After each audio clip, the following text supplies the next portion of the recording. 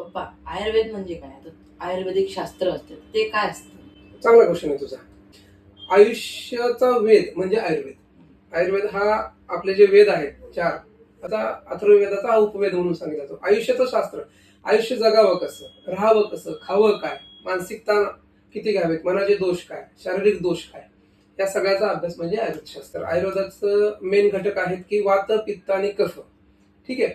आणि त्याचे पिलर्स जे आहेत ते रस, रक्त, मांस, मेद, अस्थि, मज्जा आणि शुक्र हे 7 धातू आहेत. म्हणजे कॉम्प्युटरच्या भाषेमध्ये बघितलं तर कॉम्प्युटरमध्ये कसं असतो, एक पार्ट असतो सॉफ्टवेअर, एक पार्ट असतो हार्डवेअर. म्हणजे काही दोष सॉफ्टवेअर मध्ये उत्पन्न झाला तरी कॉम्प्युटर चालत नाही, आणि हार्डवेअर मध्ये जरी झाला तरी कॉम्प्युटर चालत नाही. तसं आपल्या शरीरामध्ये सॉफ्टवेअर म्हणजे वात, पित्त, कफ हे काय करतात, कंट्रोल करतात. कशाला करतात, हे जे हार्डवेअर आहेत, रस, रक्त, मांस, मेद, अस्थि, मज्जा, शुक्र ह्यांना कंट्रोल करतात.